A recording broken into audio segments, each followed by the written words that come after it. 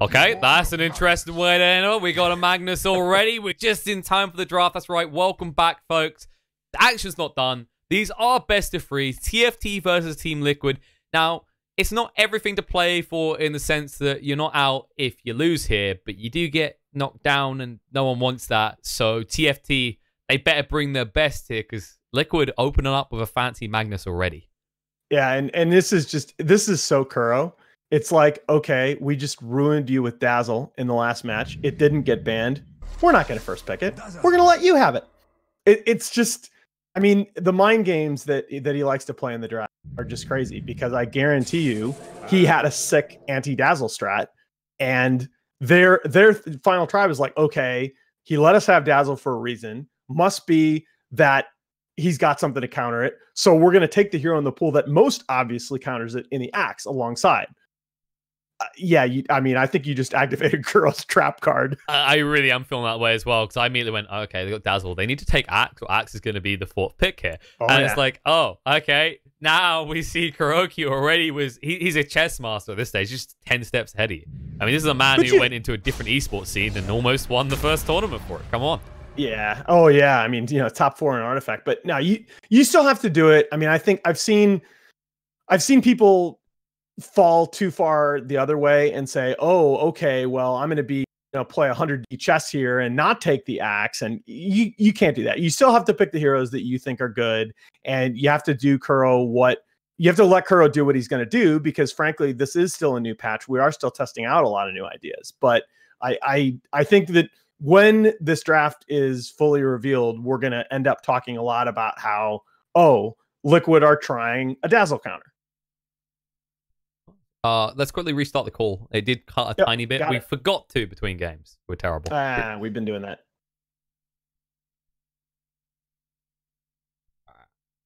All right, there we go. Let's try that. Should be good now.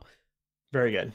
But no, it's a fair point. It's I think there's this either way, like especially in the tier 2 scene, I see this a lot. There's especially like the difference between tier 1 tier 2 teams is this identifying the point at which you stop trying to counter your opponent's draft and work on completing your own draft.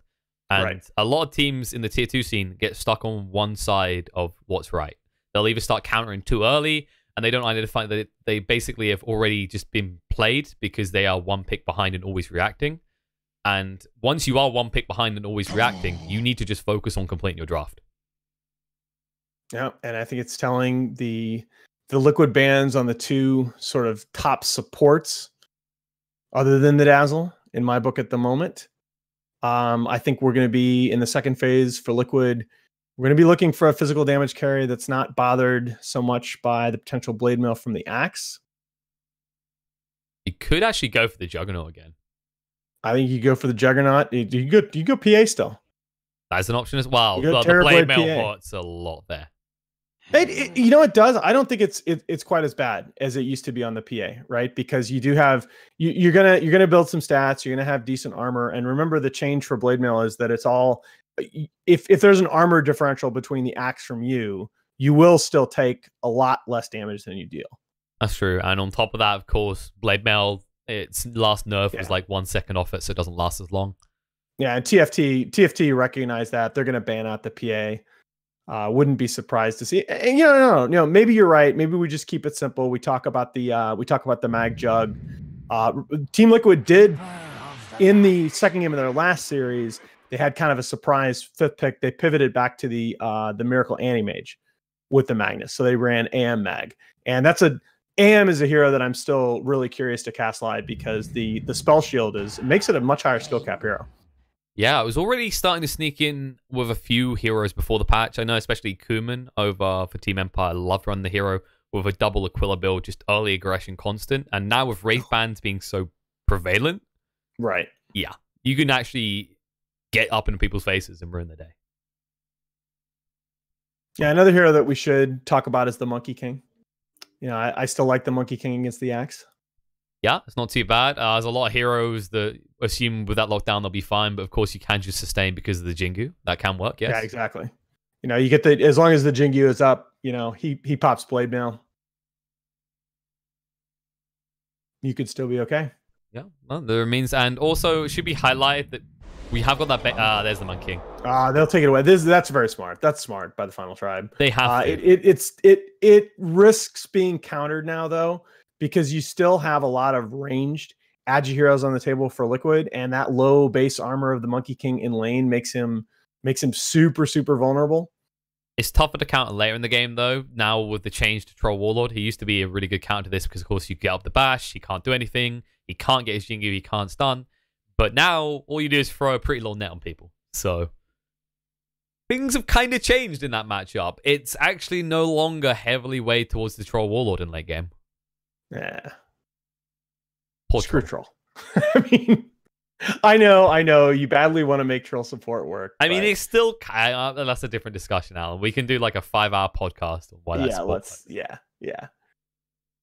But focus on this game, like you said, there are options for them. They could look towards a ranged hero, like you said. It would mean the Magnus wouldn't get full value, but at the same time, it's not a bad choice. Or get one that gets both.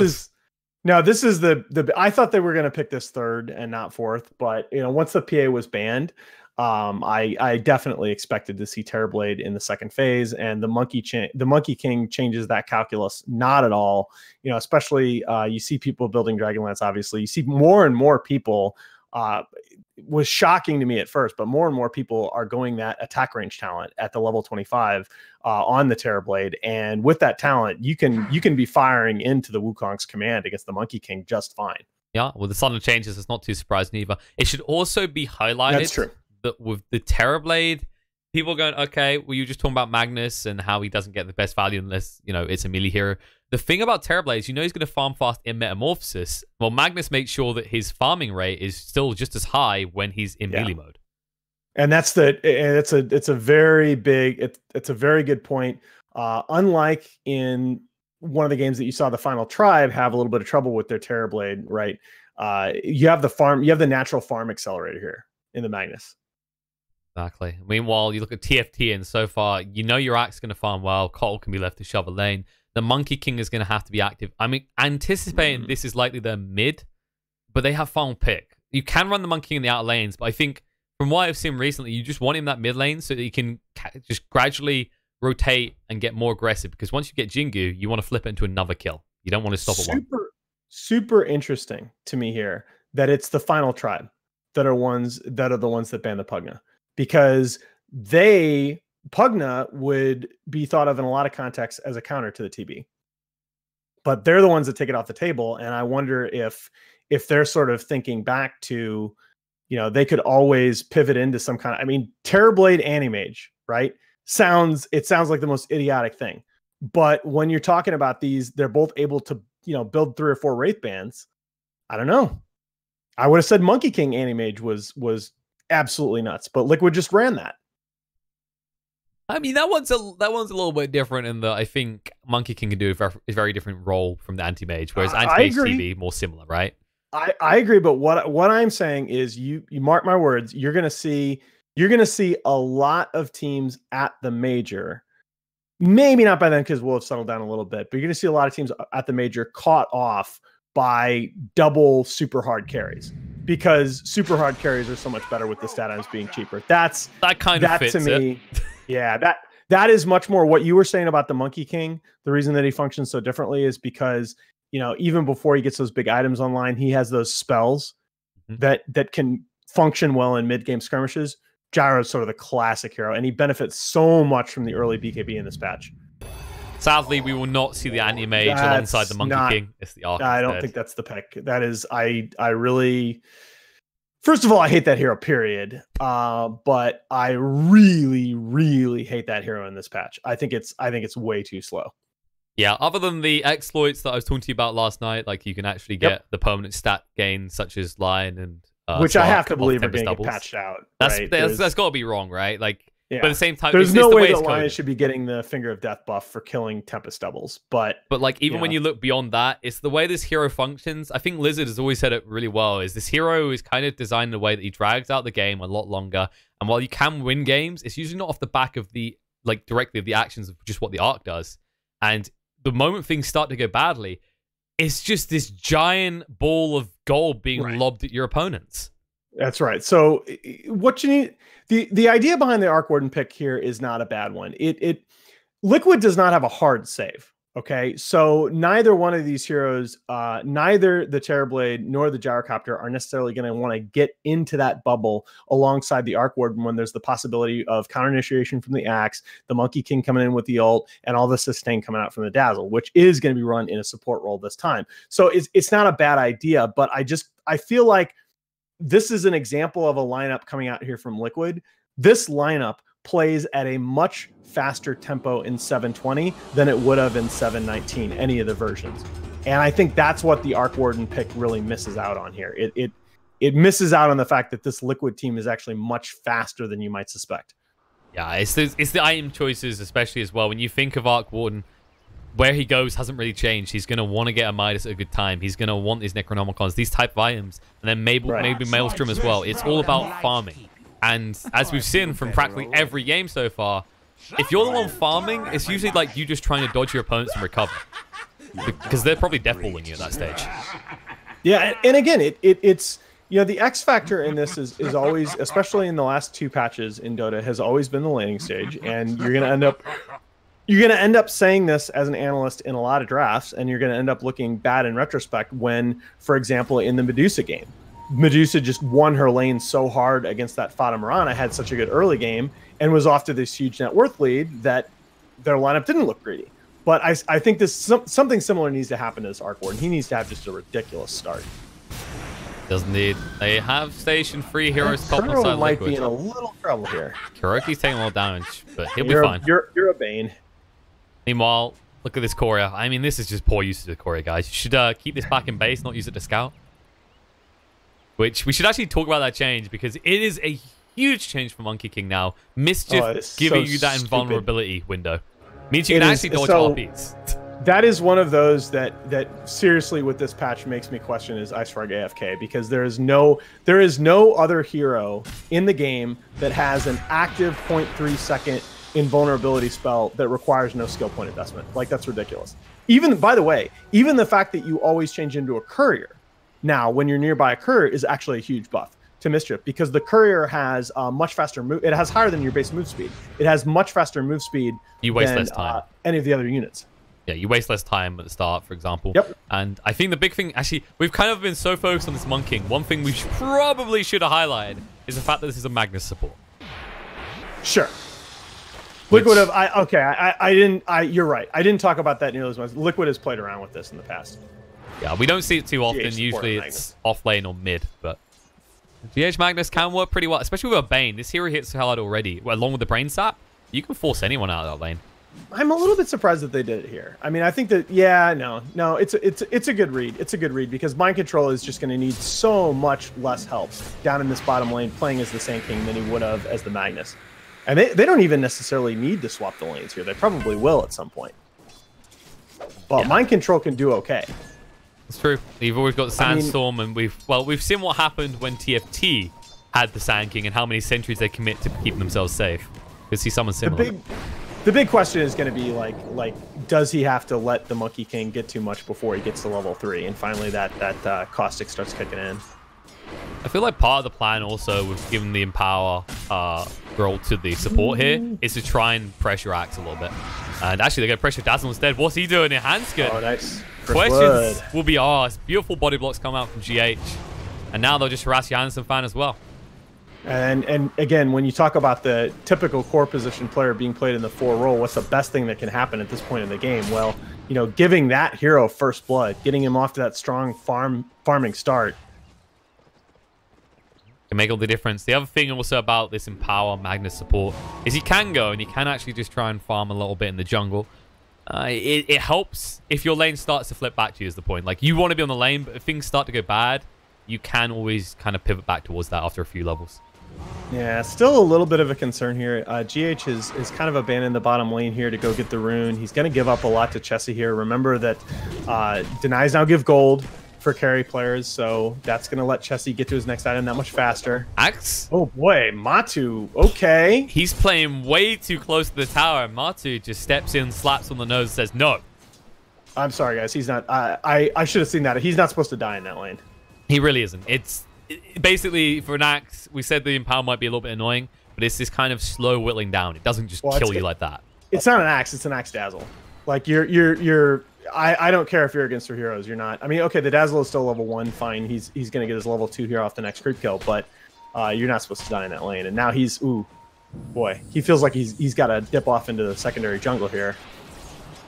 Definitely. We haven't talked about the mid lane just yet. There's already a little bit of a lead building for Miracle, and I think the thing to highlight here that makes this terribly favored is usually Spark Ray whittles someone down even when they got this much armor, but he's got illusions that will just tank all of that every time. Yeah, that's actually perfectly said. A mind control. Yeah. Oh god, he's gone. They slap down a sentry and they punish him for trying to do what an axe would do. I don't blame him though. Yeah, that's a big. There's a big difference there, and it's that's kind of supposed to happen. If you're trying to play the lane this defensively as a Sand King, you probably, like, par is at least 1 death. You can think of it that way. Let's let him play around with Hansen fan a little bit. Skewer him back, and still on the cliff, big boy. Oh, all right. He's TP's back to base, actually. Yeah, he's ready for that.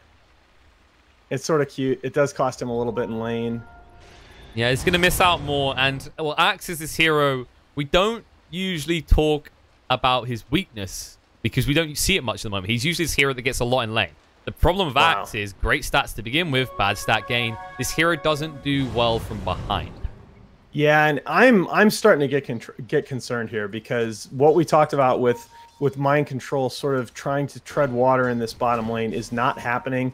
He's level 3. He's probably going to be 2 levels down on the Monkey King, who's more than halfway to 5. But look at the difference here. And the 2 liquid supports are just sort of, they're kind of hanging out in this area of the map, thinking about a play on mid, maybe hoping for a courier snipe. That's just not going to happen. No, they decided against... They're not using their time well. I think it was once they saw Dazzle, they were actually going to go because Mind Control, he was coming in from the other side. But the moment they saw Dazzle, they realized there's no potential chance there because if you force that fight, Error TP's in. That's a huge bulk of damage that can come out from Illuminate, even on level 1. All right, let's see how the bounty runes go here. Looks like it will be 2 apiece. Yeah, okay.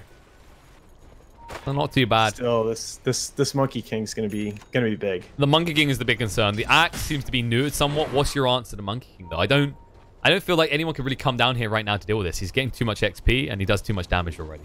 Well, and you're kind of you're left in the situation as you often are with these 3/4 tweeners where you got to get both of them online. Stuns canceled. He's gonna die again. Yep. He went for the TP, and he's gonna die to Chessie. Oh. Yeah, that's problematic. And because Chessie got the Jingu, look what he does. He goes straight back to lane just in case Kroki hangs around. And he's not going to miss any of that wave. He's like, look, if they're allowing me a free lane, I am going to absolutely maximize my own resource gain. That's very smart. Meanwhile, on the other side Liquid now, I talked about the tempo concerns with their lineup. This Liquid lineup is now going to be very, very slow, at least until 15 minutes or so. I mean, that's the thing I want to talk about is, like, when's your pass back? Because you're going to be waiting a while for this gyro, right? This isn't an IO-empowered gyro. It's an empowered gyro in a different form, but you're going to have to start stacking, maybe to allow him to just accelerate, but I don't see a single stack happening. Yeah, and look at, they're going to try and get the gyro back into it with a kill on the Monkey King bottom. This is a decent move. They can get him low. Can they finish him off? Shockwave, skewer in, they'll find him. But Matuma Man in response, the Poison Touch might tick him out here. He'll go down. Eliminate won't even get a chance to finish him off, but Kuroki falls to Hanskin as well. And they get GH is the question. Poison Touch can cool down for 10 seconds. This is a very fast Magnosaurus. He should be fine. Yeah, as 2-for-1 trades go, I think that's probably not horribly bad for Liquid because look at it, it gets the Gyrocopter to level 6. It stops. He's now even in XP with the Monkey King, who's been stopped from farming. Not just that, as we just saw mid, it gave the opportunity for Miracle to take that tier 1 tower, which is so important. Yeah, that's the sort of missing variable in the equation. That you've now allowed that Terrorblade to take your tower ridiculously early on. That's the thing. That's a deception, right? As we look at this, we see a gyro. We're like, he's got to be the key focus for this drop, but it is still the Terrorblade that it comes down to. And he's still doing fine. All right, Kuro down here may be going down under a lot of pressure. He's pretty deep. He's just tanking it. He knows they're lurking around somewhere, and he doesn't want Matuma Man to be the one falling. And we're going to think, at least if you're Final Tribe, about putting a little pressure on this tier 1 bottom tower. You know, the Arc Warden, you can't afford to fall behind in towers here because the Arc Warden is going to need so much space. Speaking of the Arc Warden, it looks like he's going for the Necronomicon. Don't get confused, folks. He hasn't forgotten that Aquila doesn't exist anymore. All right, that's not what this is. I know what you're all thinking. All right, you can get Ring of Protectors from the side store. Surely he's going to double Aquila. Yeah, and again, this is it's telling, right? He's respecting the potential tempo coming out from the Liquid lineup. You know, he doesn't feel like he can go first item Midas. He's going to go into the book first. You know, that the tower, his tier 1 tower falling so quickly probably plays a role in that. You know, I've actually got a new theory on why Aquila was taken out of the game. Right? It's like they already started nerfing. They could have nerfed it more. But what it really was is Ice Frog heard the casters. He was like, some of them are calling it Aquila and some of them are calling it Aquila. And none of them seem to realize it's Akala. All right? And that's what it was. He was just frustrated at us for pronouncing it wrong. So what did Iron Talon do wrong? I didn't hear anybody saying Iron Talon. It's meant to be Iron. Oh, Era's going to fall down here. Another nice setup behind a call down. They'll get another one, in a very similar area of the map. They're going to get 2 kills for this. Boundless Strike slows it down, but Tin Man goes abort straight away. But Kuroki, he can't get out quick enough. He's gone and turn around for the brain sap opportunity, but he's out of range. Yeah, you can't argue with that. That's respecting the shrine. It was what that is right there. Because I think in most other areas of the map, Liquid would have been confident enough to try for that. But Matomaman, because he knows he's directly downhill from that shrine, there could be 2 or 3 more heroes coming to join the fight. He TPs out fairly quickly, which is what leads to the extra support death. Monkey King just trying to run around the map looking for a pickoff opportunity. Meanwhile, the pickoff will happen top. Axe been found. Epicenter goes off in time. He can't even activate the call.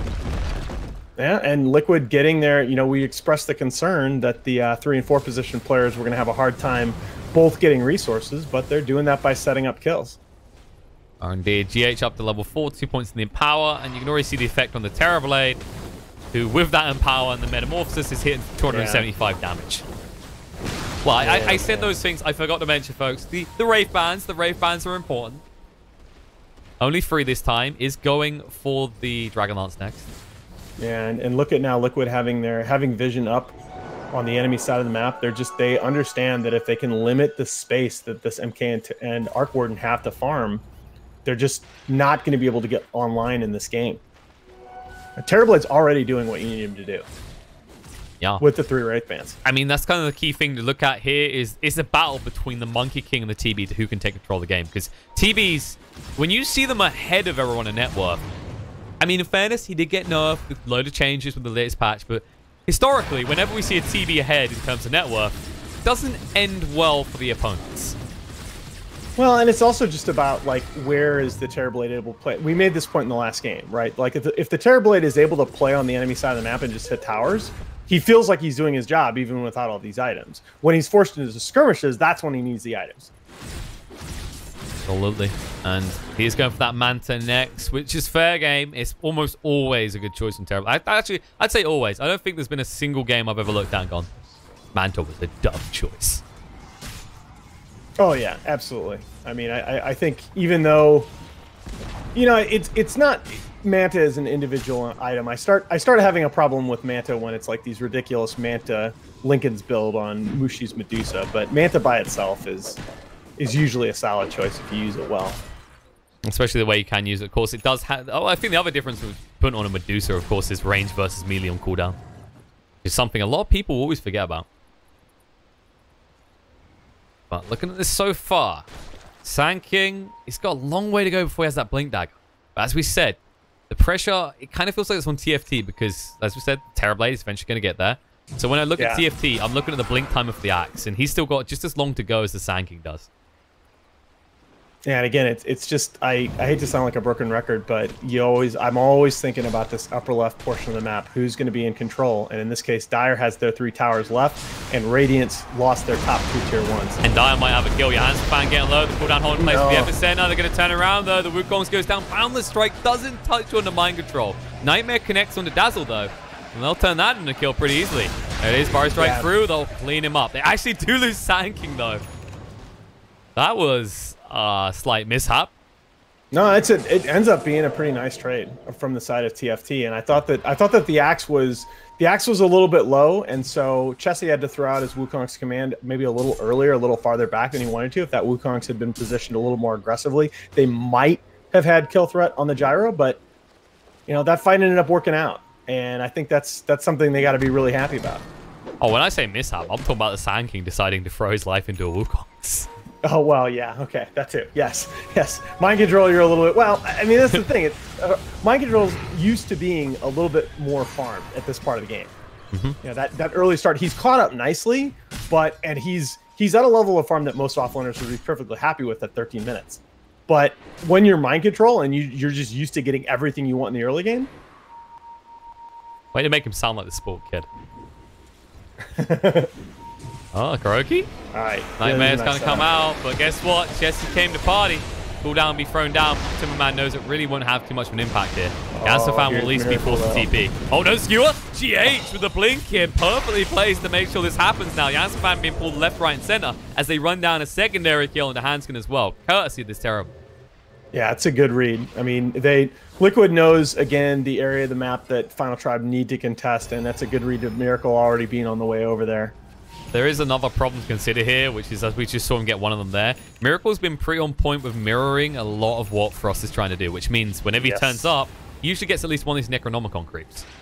Yeah, he's getting the Necronomicon creeps, and because Frost felt the pressure to go to Necro first, he does not have that Midas up, and he's still a little ways away from it. He's going to have it by 15 minutes, so it's not a bad part-time, but his farm is not going to accelerate like an Arteezy Arc Warden would be right now. I'm watching the Axe and the Sand King again, very close still in terms of gold, getting very close to those Blink Daggers. And the big impact comes out for both teams. Of course, the difference is that you've already got that Blink Dagger on Magnus on the side of Liquid, so there's always this looming threat of RP. Are they going to try this smoke play here coming out on the side of Final Tribe? They're setting up in the Rosh pit. This is very, very risky, but I don't know that Liquid are going to know that this is going on. That's right. They're going to go for it. Magnetic Field plus the Necronomicon creeps. They might have this Roshan, and this is massive. Especially considering just the balls on these guys to sneak in there. His team Liquid with tier 1 standing. Like, this is a team that would usually read this pretty quickly, but you don't expect this. Not at this stage. I mean, at this point, the alarm bells are going off in Liquid's heads, but... You've seen us over. Yep. Unreal. Great read here. Yep, they'll pick it up. There we go. Aegis can give it a Frost. You know, this is the kind of play that I think, as TFT, that I think you have to try when you're playing against the Liquid. Okay, yeah, you know, it can go spectacularly wrong. You are playing against reverse polarity, epicenter, call down, etc. in the Rosh pit, but you have to take a chance here and there. And like you said, this is the vehicle that's going to enable them to equalize the map situation. I think the other interesting thing to look at here is when you think about what they've done here, is their draft, they've got 2 hard hitters. They've got the Monkey King and the Arc Warden.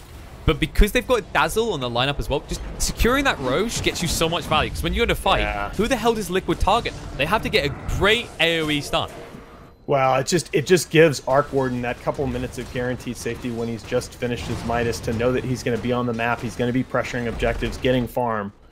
You know, they're going to be able to get a little bit of a trade. Again, this is what we saw happening in the last game. Liquid, because these outer towers are now just so fragile, relatively speaking. They're going to be able to get that tier 2 bottom as a trade, but again, as the Final Tribe, you are more than happy with that, especially if you can complete the job here on this tier 2 top. Doesn't look like they'll be able to. Imagine Liquid's going to come in to defend this. They have. They've smoked up. They actually TP GH on the tower, so they'll know the smoke is going on. Yeah. But that's kind of how Liquid want to play. So when you TP someone in there and it's obvious that they're smoked, it's just you're trying to force them off tower. And farm some nice little Necronomicons on the way out as well.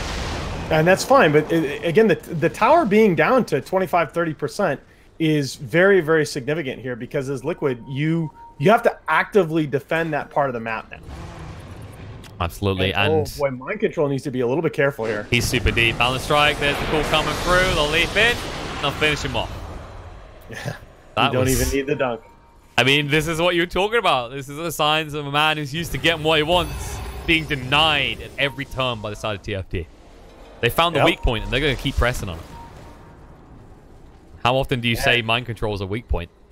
I mean, and you look, right, this is, I believe, what you're talking about. The Terrorblade is off to this big net worth advantage. He's farmed, man. I mean, he's got his butterfly. He's feeling very powerful, but we're now at the point where TFT is... They're going to get online, and they're going to be able to bring sustained objective pressure onto that side of the map. This Terrorblade is not just going to run roughshod and kill all your towers. Yeah, he always has to be eyes open to what's happening with this, especially with Arc Warden, who he's not going for boosted travel anytime soon. He's going for the Maelstrom next. But if he just dips down into the boosted travel afterwards, suddenly you're always looking back at your base, because an Arc Warden, even at this stage, does a lot of damage to your buildings.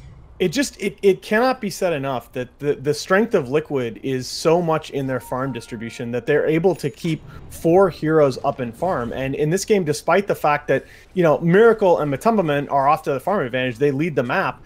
This is not the kind of farm numbers we're used to seeing from GH and Mind Control.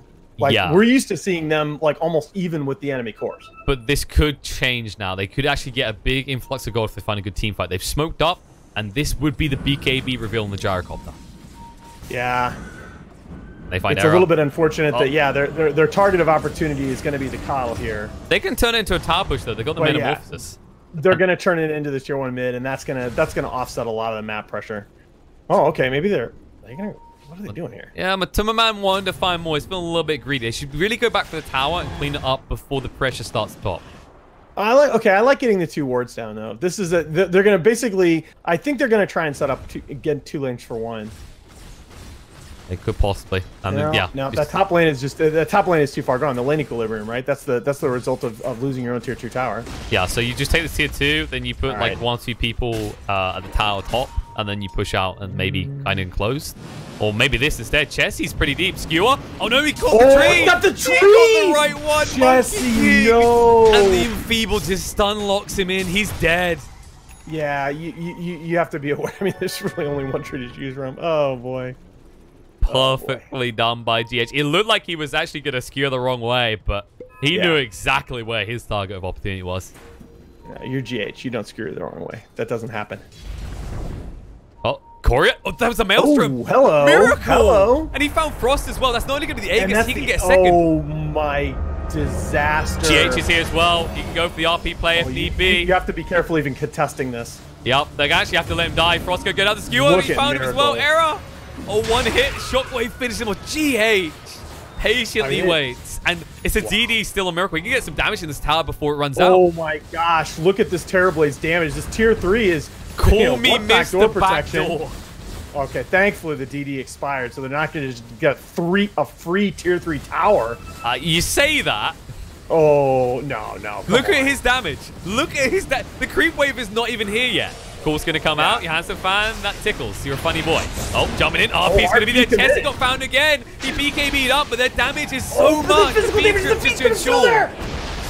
Oh my god, he's gone again. Flipped out of control for TFT so quickly. And he has no buyback. And they've got 2 lanes exposed. They can go straight mid if they want to. Wow. They've still got the epicenter. They actually don't have to back away. The BKB won't be available for Monkey King when he's up either. Oh, I thought Chessie getting his BKB off there right as the RP was used might end up working out, might end up saving his life, but they had the Fiend's Grip in position. Miracle was in position with the meta still up, man, and Empower on. That's just the turn of events here for Final Tribe in the last 2 minutes is just really unfortunate, because I felt like they were going to get to play. I felt like they were going to get to play their draft, that their Arc Warden was going to get online, and we were going to at least see what this lineup is capable of. But the death in the Dire Jungle by Chessie, you get Frost picked off in the bottom lane off a good rotation, and now all of a sudden you're down the lane of Rax. I mean, you're just back on your heels in this game. And I think the thing to highlight as well is, at this level of play, there's no doubt someone like Chessie could dodge out the RP with the Mischief. But I think the thing that really distracted him was that call move, right? The way they dragged them across. I don't think he was prepped for an RP. He wasn't maybe looking at his own camera, his own hero's camera. I agree, and that happens a lot during base defenses because there's a lot that you're trying to check on. As a result, the net worth lead is building. The difference between the ones at the top increasing is terribly. Look at this man, Miracle. He's hungry for gold, and soon he's going to be hungry for a base. Actually, he's got enough of the Skadi if he wants it. He's got an Arcane Rune as well. Oh, no. He's getting so... Oh, come on. OS Frog. Now, he's getting so far ahead at this point that the fact that his Sand King and Magnus aren't really even that underfarmed anymore. They're like even with Axe. So, yeah, this is Liquid Dota, man. This is just how they like to play. There was a little bit of a feisty fight at the start of the first game, and even at the start of the second game, it's just the way Liquid is transitioning between those lanes and the mid game is it's on a whole other level.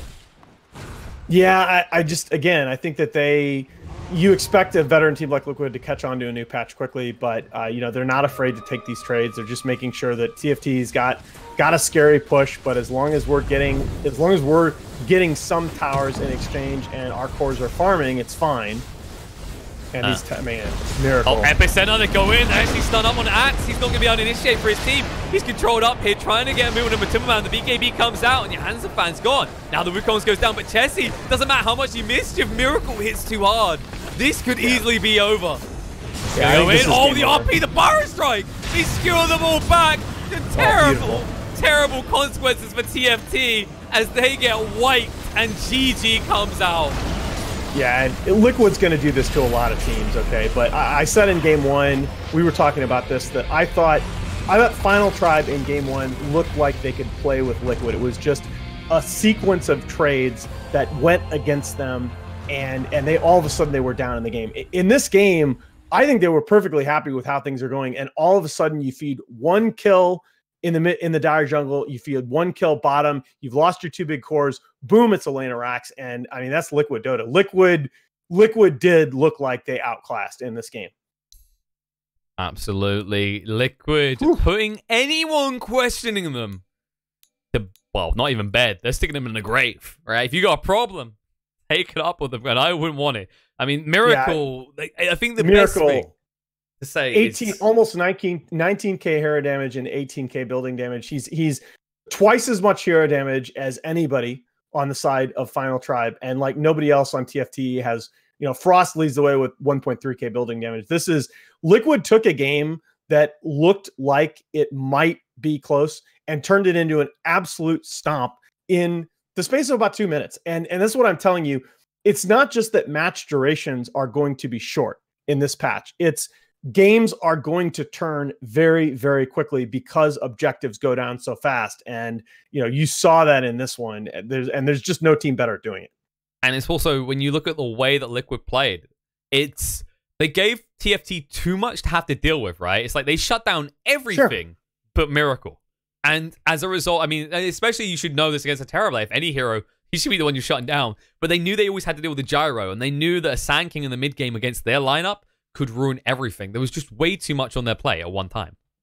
Yeah, it's just, you know, it's some straight out Sun Tzu, right? I mean, Liquid just, when they're right, Liquid always feels like they're taking fights on their own terms. Even when they're down in games, they're saying, okay, we're going to concede this objective because we feel like we can get a trade here. And this is where we absolutely need to contest. And when you saw, you know, their tier 2 tower went down, they started to recognize, look, we need to offset this somehow. They were able to rotate and apply pressure on the enemy side of the map so that Final Tribe could never really consolidate their control over the Rosh pit. And yeah, that I think there was a point in this game where had Liquid played a little bit differently, had they gone on the defensive, that Final Tribe really had a chance to take control. But Liquid are just never going to play that way.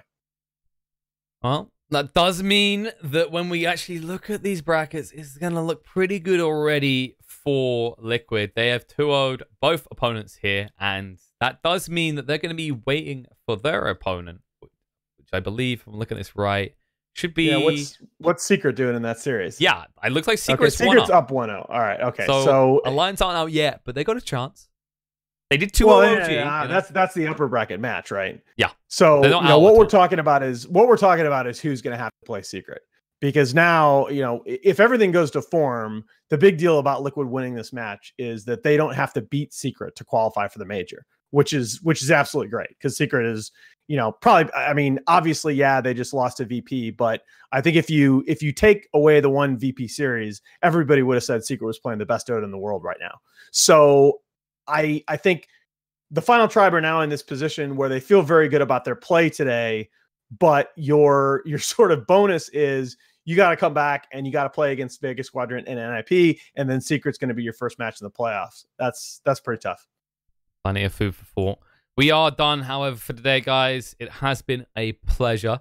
The action is still going on the first channel, so you can go and catch Alliance Secret as it unfolds. We're going to be back tomorrow on this very channel with more action here. We will actually have the lower bracket final for Group B and then some playoffs after that. You don't want to miss any of it. So we're going to go give our voices a break, chill, spam some PA and dazzle in our pubs. We'll be back tomorrow, same time. That's right. So it's 3 p.m. CET. See you all then. Thanks, guys.